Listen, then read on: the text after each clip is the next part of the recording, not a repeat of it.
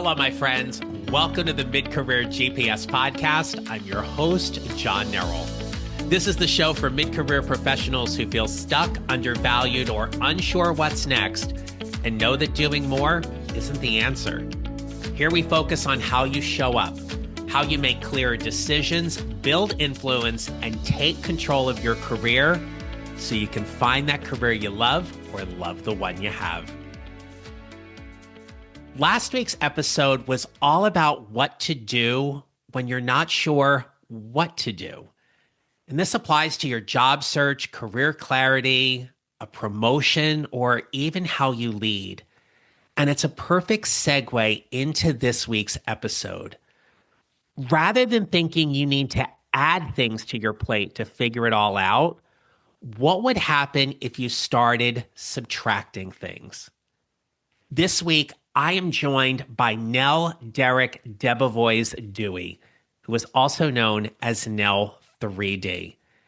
In this conversation, we explore the concept of giving yourself permission, along with Nell's stop-drop-roll method to gain greater clarity about what's happening around you and within you. Nell is a leadership strategist, keynote speaker, and Forbes senior contributor who helps high-performing professionals do less, matter more, and lead with multidimensional impact. Nell's work blends systems thinking, intrinsic motivation, and lived experience, from refugee camps to boardrooms, where she offers a radically human and multidimensional approach to leadership across me, we, and world. In this episode, you'll hear about Nell's stop-drop-roll method and how that helps leaders release what drains them and redesigns their effort for sustainable and satisfying success. So, my friends, if you are in need of a little recharge or boost in your personal or professional life right now, you're in the right place. This episode is for you. So it is my pleasure to introduce you to Nell Derick Debevoise Dewey. Enjoy my conversation with Nell 3D. Nell, welcome to the podcast. It's great to have you here today. Thank you, John. So good to be here. Now, I have truly enjoyed all of our conversations leading up to this interview, and I know the listeners are going to pick up on that and get a huge takeaway from today. You have a really interesting career story. So would you please share with us what was your mid-career moment? Yeah. There have been two, if I may. The first was living in the West Bank of Palestine in a community center where I served refugee communities, and so aligned with my 12-year-old self's mission, like the dream, right? Literally changing lives every day, being changed by them, learning, bringing resource. It was incredible. And then realizing that it was not for me anymore. And going to business school in Manhattan. Just a little different. A little pivot. And then the second was a head-on car collision that I caused in my distraction and overwork. Could have really hurt someone, myself included. And thank the angels, we all walked away okay. Thank God. But talk about an impactful moment, right? And that's where subtraction was born, that I know we'll talk so much more about.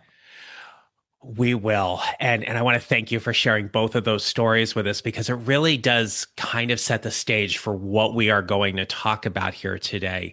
You know, you've shared with me previously that you've been this kind of person where everything looked really good on paper. Everything just kind of checked all the boxes, and you had deep alignment, and you were purposeful and intentional and successful, and all of those things that either you had expected of yourself or other people had expected for you in that regard. Mm. When you think about your work today and the people whom you help, and this whole idea about what subtraction actually looks like, where does it hit those people who, to use your words, everything looks good on paper? Where does it hit them and rock them to the core to essentially go, yeah, maybe something needs to change? Yeah, it's a great question, and there's a kind of nuanced answer, right? Because people come to me or find me because they've had some version of that moment. Right. Unfortunately, and that's part of what my passion is in doing this work is like to help accelerate that. Like, you don't have to have a head-on collision yourself. You don't have to get divorced because you were too overly invested in your impact work. Like, you don't have to miss your dad's funeral. I did those things. Listen to me. And as humans, and as physical objects, an object in motion stays in motion, right? And so till there's that impact. And so I think the real hit that I see once people are working with me. So again, they've realized for some reason, cancer, getting laid off, losing a friend, whatever. They've come to me, they see this subtraction as maybe being a new way forward, kind of because they're desperate. But when it really hits is when they experiment with this crazy idea of doing less and they have more impact than they had before. So let's Like go ahead. it sounds too good to be true, right? And so until they actually do that, especially in like a slightly higher stakes moment where it feels a little scary, and someone thanks them, or the client pays them more than they expected, or they get the promotion, or their husband brings them flowers, whatever the Mhm. thing is, and they're like, this works. So give us an example, please, of what that might look like for somebody who is really purposely or purposefully driven in their career. They want to get promoted. They're looking for that new opportunity, more visibility. And they get this idea or they hear or learn of this idea about, well, what if I subtract something? Yeah. How can I actually get more of that? What does that look like for them? Yeah. Really fun example from a few years back now of this guy who worked at a fast-growing logistics company. And it was a few years into COVID, right? I think we're thinking like 2023. So logistics, you're right, you can imagine like they were slammed. It was growing really, it was actually really good for their business. And he had always wanted to be a people manager. Like he really loved that idea and he was smart and hardworking, but he wanted that new role. And he got it, right? They're growing, good news, opportunity for everybody. So he gets the role. Great. And he dives in head first. Like he's having one-on-ones with his whole team. They're having weekly meetings. He's bringing resources to them of what they could read to follow up in their growth areas, firing on all cylinders. And so on one of the 3 nights a week that he spends with his daughter, they're doing their thing, their routine, daddy-daughter time, and he puts her to bed and she looks up and she says, Daddy. And he's like, yeah. And she's like, when are we going to make dinner together again? And he realizes that in the 2 months that he's had this role, they've had takeout every night and not done their thing of making dinner. Wow. So he's up all night, right? He calls his coach. Hopefully, he has someone as good as you the next day. And he's like, what do I give up? Do I drop the role? I can't people manage because I have this young daughter who I really care about. Or do I drop my standards of parenting and what I want fatherhood to look and feel like? And we'd done these sessions a few months earlier. And so, he's thinking, I'm dropping, right? I'm subtracting something. And then he's like, whoa, whoa, whoa, whoa, whoa. This is a false choice. This is not what I need to drop. What I need to drop is the 60-minute weekly one-on-ones and me doing the research to find the resources for their growth area. These are adults, highly motivated. Like, what am I doing? So anyway, so he like goes through a little more granularly, right? We'll talk stop, drop, and roll in a minute. He Yeah. stops and really looks at the data and looks at what's happening. And then what he drops is one by one 60-minute weekly check-ins. That nobody needs that. That's a hassle. Nothing is moving that fast. They're in touch all day on Slack. They don't need that kind of contact. He does not have to be Googling or ChatGPTing or whatever searching for the podcast episode that they should listen to. What is he doing?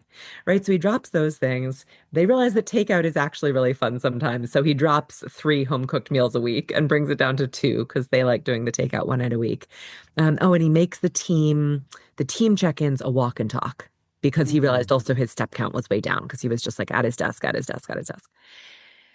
So all of a sudden, he's rolling, right? He's connecting his daughter to the kind of parent he wants to be, to the kind of nutrition he wants to model, to a little fun in the takeout and strategically lowering your workload. He's showing his team what an engaged father looks like. He's empowering them to find their own learning. He's encouraging them to take more steps. He's taking more steps and he's physically healthy, right? So by dropping some pieces of this that he thought he should do as a good manager, Mhm. his impact like way increased, to say nothing of his well-being and his parenting. First of all, that's a great example for people who are listening because it's going to be so relatable to Mhm. them. And I don't want to bury the lead with you. So you talked about stop, drop, and roll. And you gave us a really good example of this, but walk us through a little bit more about um, what has to happen at each of those levels for someone so they understand your methodology in terms of what it means to stop, what do you drop, and what does roll actually mean?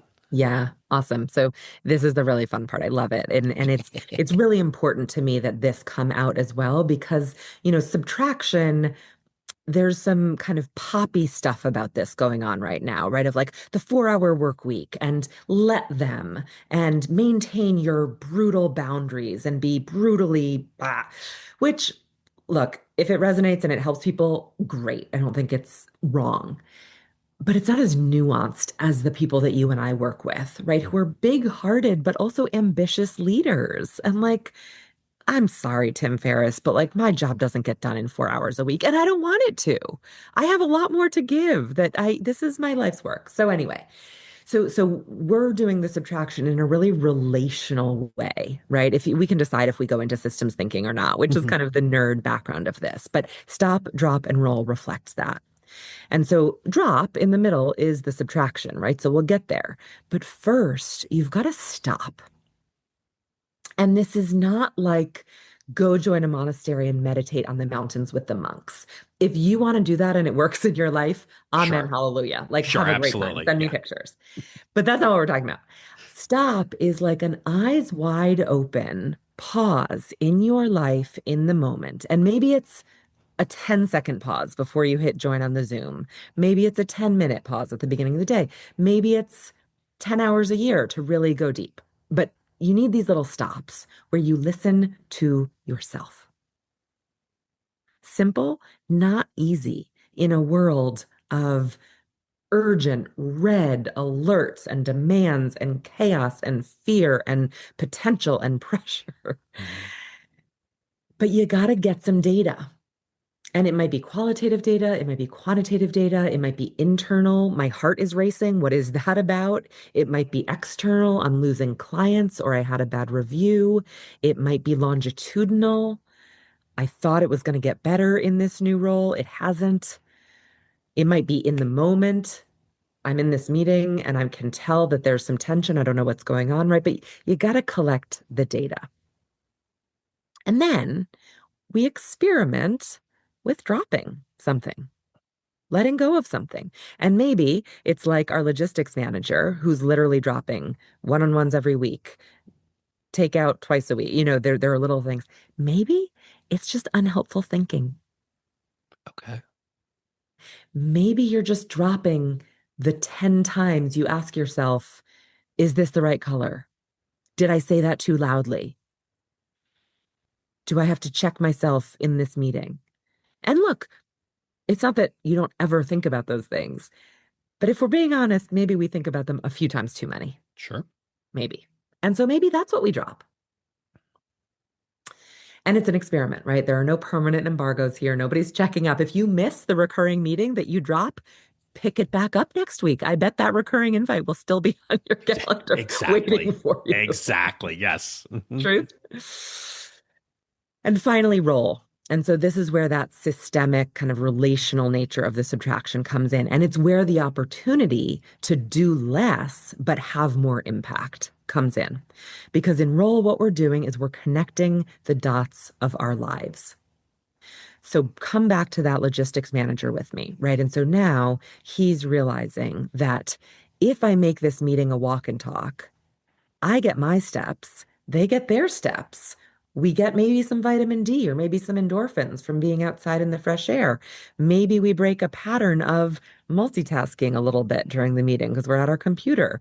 Maybe we, whatever it is. And so rather than having, you know, team meeting, walk, email check, you know, get outside, look at the sun, take a vitamin D supplement, we're connecting the dots and realizing, gosh, in this same chunk of time with essentially zero additional effort, maybe even some bringing in of energy from the vitamin D or the sunshine or the movement, I can get all those things done.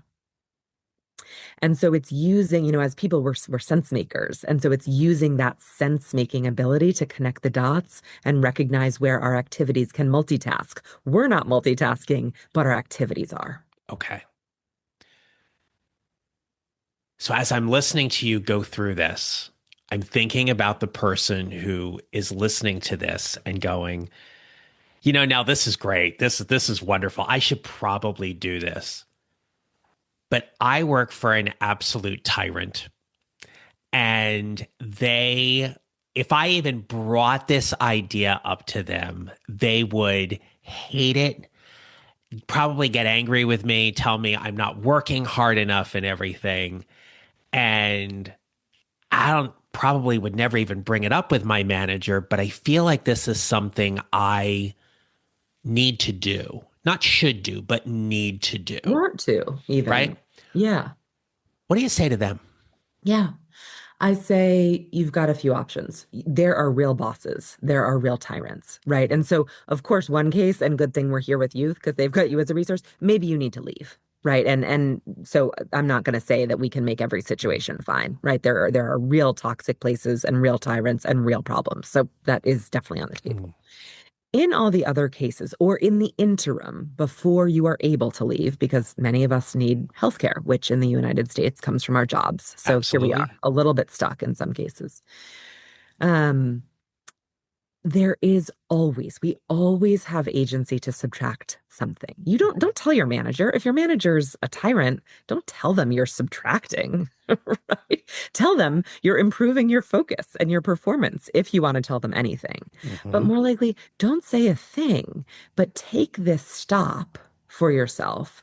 Really get honest because sometimes the tyrant it's is a little bit real and a little bit projected. Is there any of the third grade teacher who was a tyrant who's showing up and making this tyrant in your new life bigger than it actually is? Maybe. Right. And so we have to really, that's why that stop is so important because it's like about gathering data and like, what have they actually demanded of me versus what I'm layering on?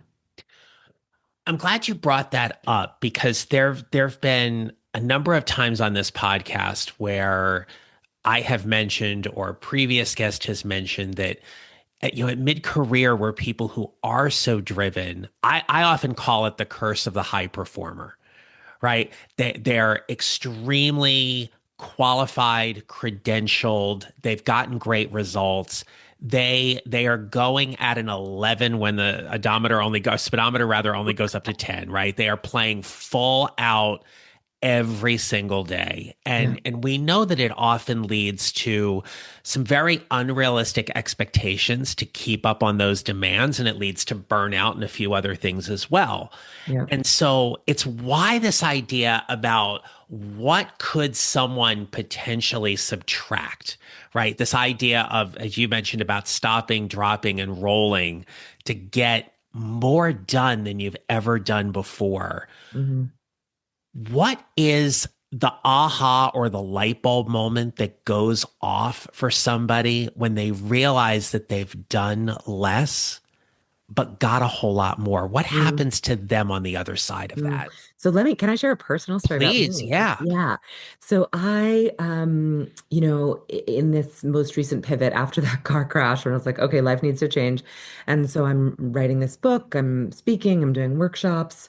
And I figured that, board memberships would be a really natural and interesting place for me to contribute. And so let's find some boards to join, which I did.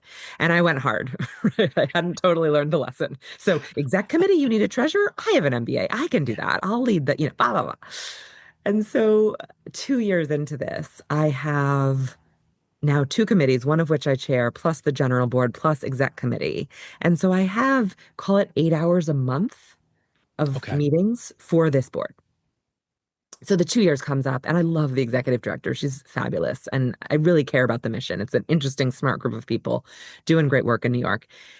And I'm like, Kate, I gotta go. I can't do this. And she's like, shoot, no, I get it, but also no, but also you don't have to be on exec committee or two other committees. Why don't you just be a board member, 2 hours a Mhm. quarter? And I was like, oh, okay.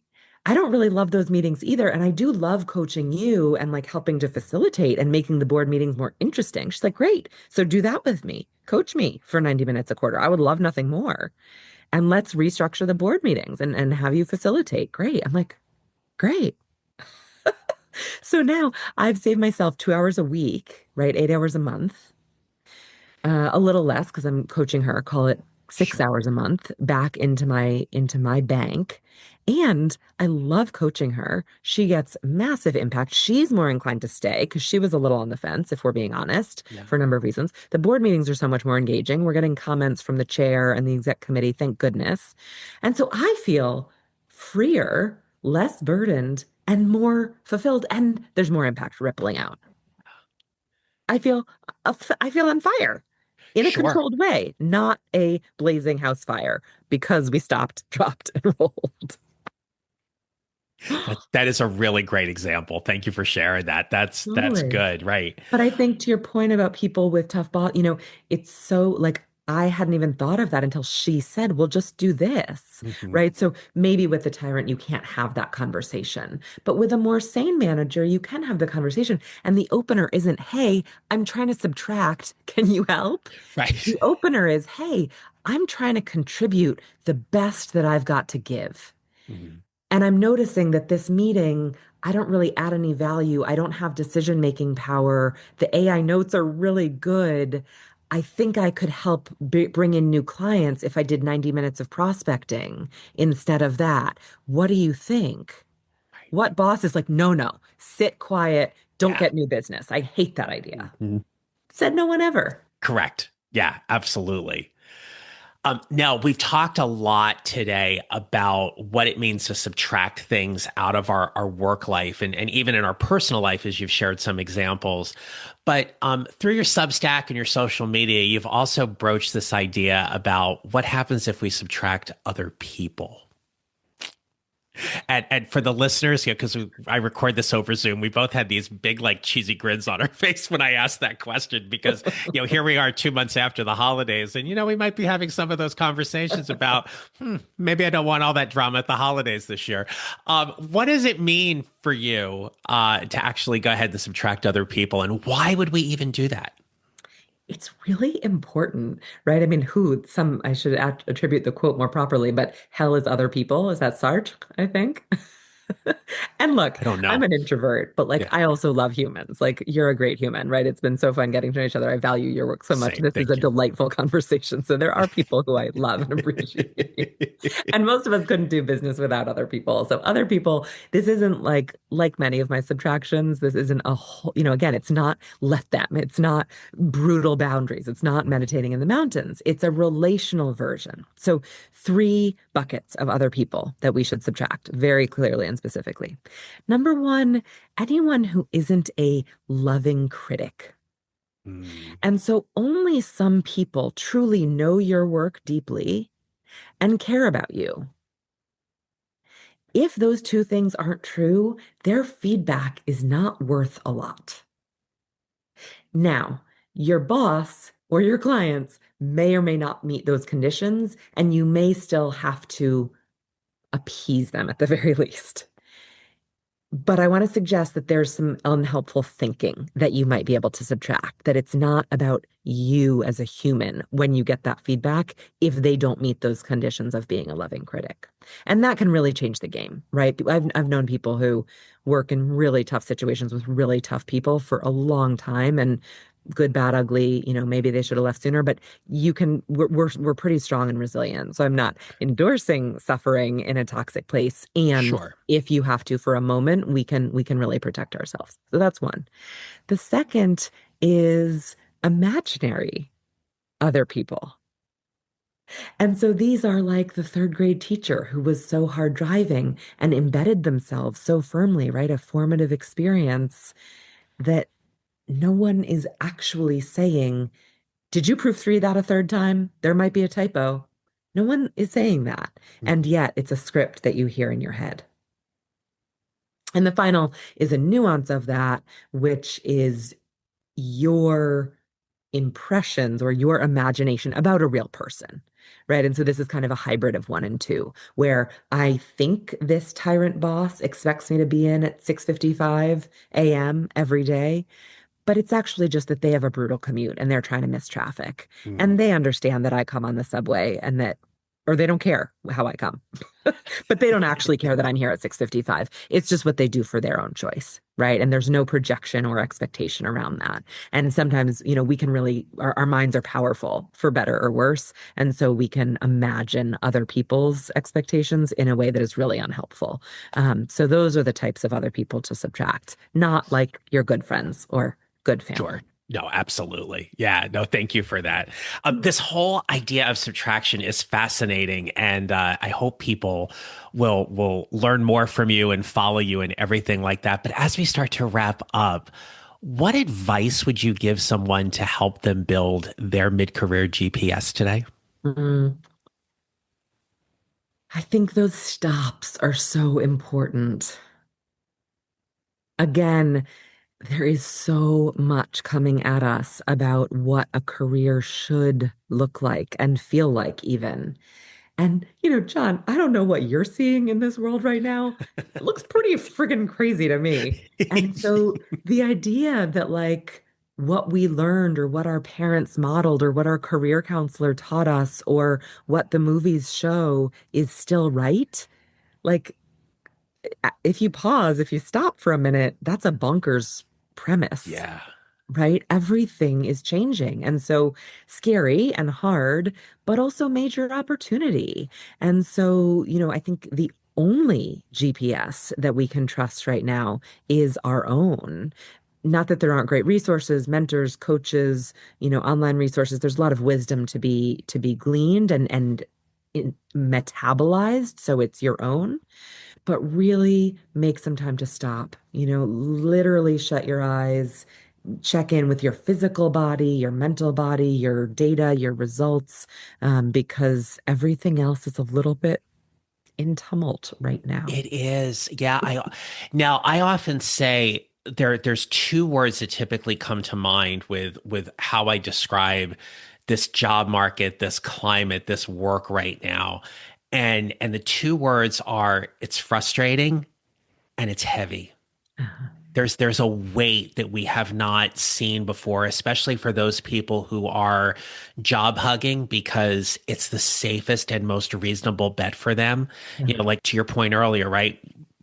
Healthcare and bills to pay and everything. So sometimes we stay in situations that may not be ideal for us in yeah, terms of our employment, but it pays the bills, it keeps a roof over our head and food on the table until we find that next thing, yeah, or until we find ways to actually make the situation better. yeah, But it's that kind of weight, and it's this whole idea that you talk about today about giving ourselves permission to play with what would it look like if I subtracted something, and how much might it actually make my work life or my personal life, my relationships better because of it.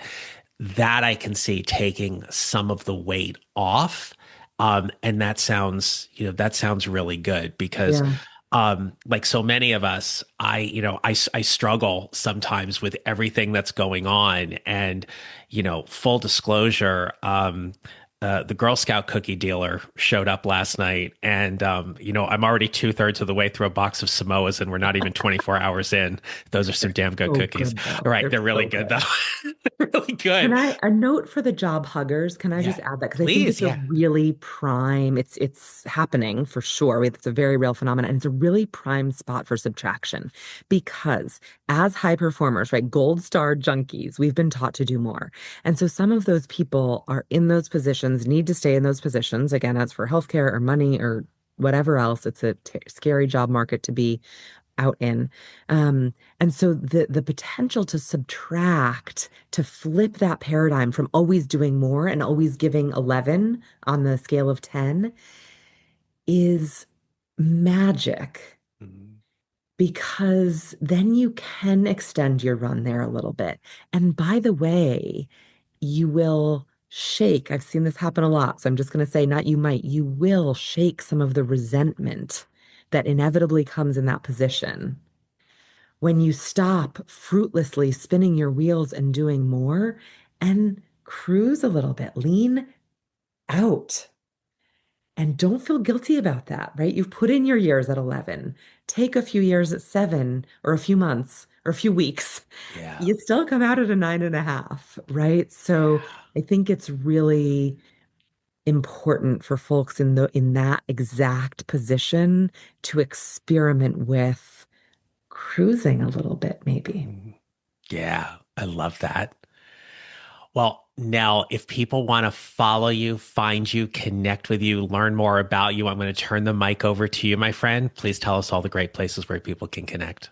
So nell3d.com, really good central landing spot. The things I'm most excited about, which are all linked from there, my Substack that you referenced, is called Subtract to Succeed.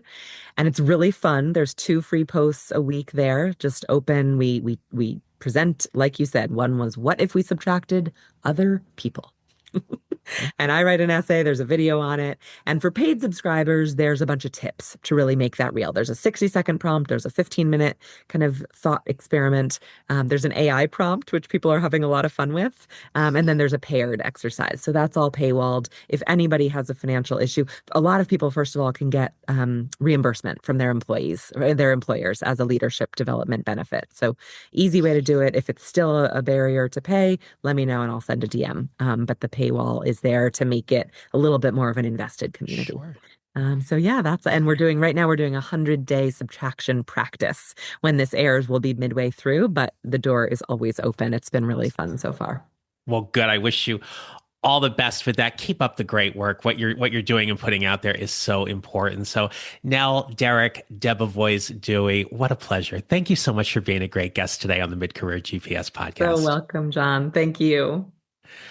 All right, my friends. So I'm going to peel back the curtain with you for a little bit because as I shared earlier, I record this over Zoom, but what a lot of people don't know is that I jot down some notes and I'll make little symbols or stars or asterisks or things like that I want to make sure to highlight or go back to, or maybe it becomes like the podcast thumbnail post when we go to promote on social media. But Nell said something that I just had to really write down so fast and put a whole bunch of stars next to it. And that is, we always have agency to subtract. And that really stood out for me in this episode and thinking about all of the things that you as mid-career professionals are doing. And even for me in my own work, to really sit back and challenge for myself for a minute to go, what in my agency do I have right now? The power to actually play and subtract something and see what it gives me. So, my challenge for you this week is to really lean into that, lean into what Nell talked about in terms of having our agency to subtract something. And what might you want to just stop doing? What might you want to drop from your current workload, schedule, responsibilities, duties, obligations, whatever it might be? And what might that look like? Or can you just get really curious about what it means for you to roll forward in all of that? Definitely check out all of Nell's information. It will be in the show notes as well. But until next time, my friends, remember this: you will build your mid-career GPS 1 mile or 1 step at a time, and how you show up matters. Make it a great rest of your day. Thank you for listening to the Mid-Career GPS podcast. Make sure to follow on your favorite listening platform. And if you have a moment, I'd love to hear your comments on Apple Podcasts. Visit johnnerrell.com for more information about how I can help you build your mid-career GPS, or how I can help you and your organization with your next workshop or public speaking event. Don't forget to connect with me on LinkedIn and follow me on social at John Nerrell Coaching. I look forward to being back with you next week. Until then, take care, and remember, how we show up matters.